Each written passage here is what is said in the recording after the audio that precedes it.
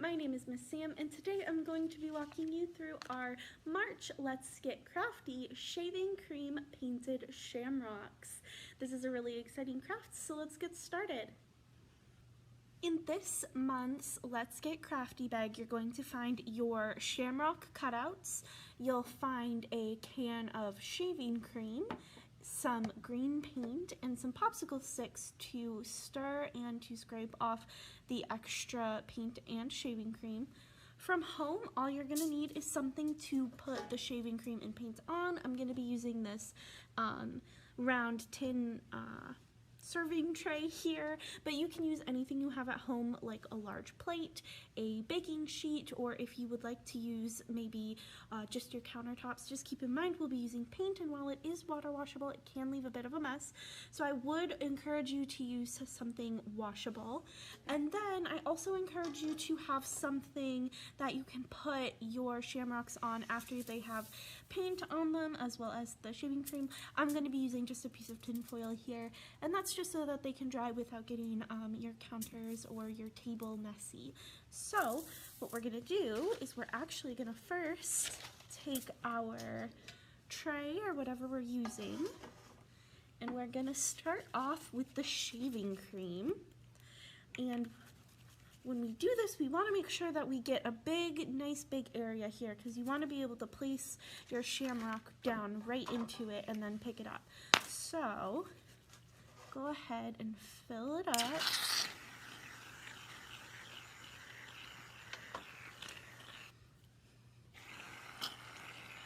All right, let's start with that. And it's okay if we get a little messy for this one. And what I'm gonna do now is I'm gonna take my paint, and I'm gonna take my smaller stick here, and I'm gonna swirl it around in the paint.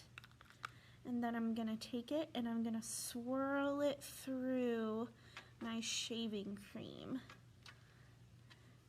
And I need a little more paint, so I'm gonna go back in, grab some more paint, and swirl it through. And you can mix it up as much or as little as you like. I want to get some white in there so I can kind of get like a swirly marble pattern. So I'm not going to mix it up too much. And then I'm just going to stick it back in my paint, and I'm going to take my first shamrock, and I'm just going to press it down into the shaving cream.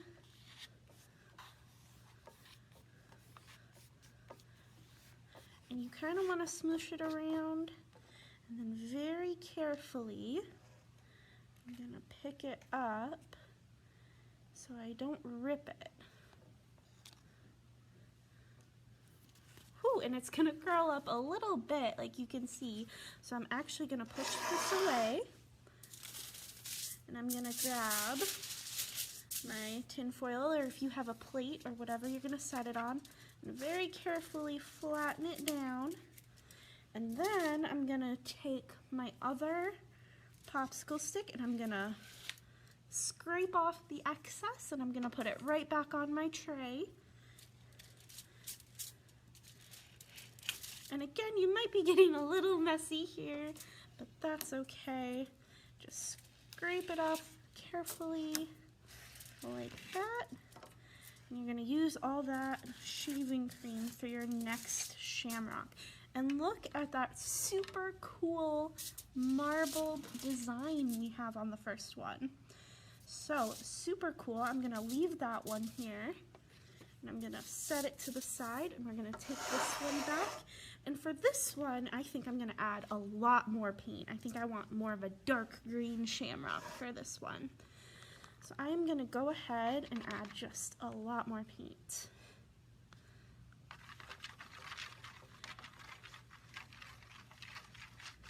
I'm going to take my extra shaving cream and just mix it in. And I'm using my paint, my popsicle stick here to mix around my paint. But if your grown-up is okay with using your fingers, you can go ahead and do that. But that is up to your grown-up.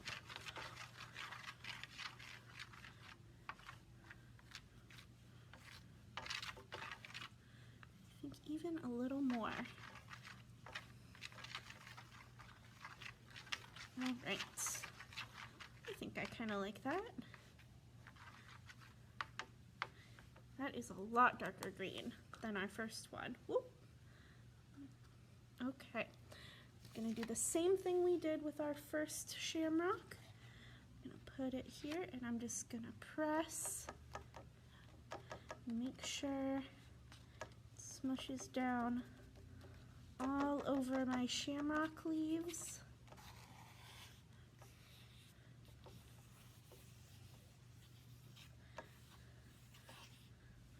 All right, and then very carefully pull it up again,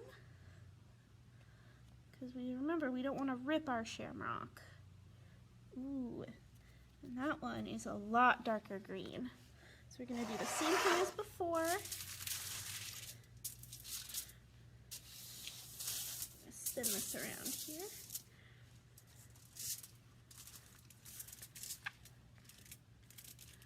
All right, I'm going to take my popsicle stick again.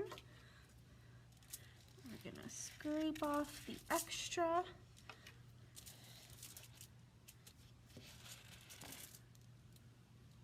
Ooh, and this one is a lot darker than our other shamrock.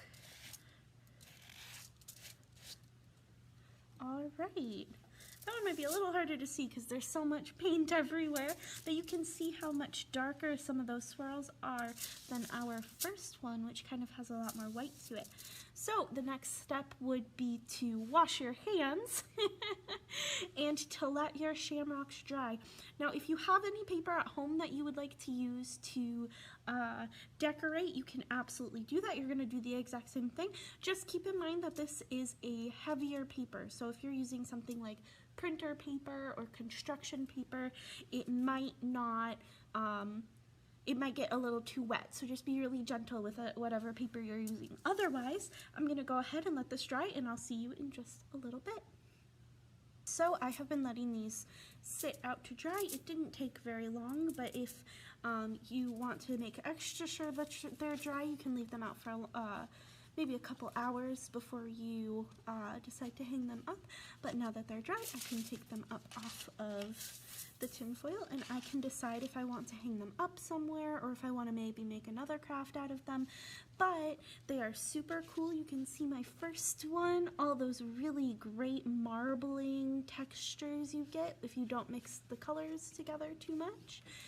And then here with the darker green, so the more paint you add, the darker that color is gonna be, which is also super cool. You can see the texture.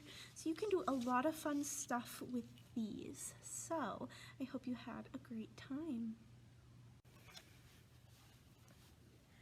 All right, everyone, I hope you had a really great time making these. These are such a fun craft and a super fun sensory activity for everyone. And you get to make these amazing, really cool patterns. So I hope you had a great time, and I can't wait to see you again in April. I was so close. Okay. All right, everyone, I hope you had a great time making your shaving cream painted shamrocks. I know I love the textures that you can make with the shaving cream, and it is a really fun sensory activity that you can recreate at home with very few materials. So have a great St. Patrick's Day, and we'll see you again in April. Bye!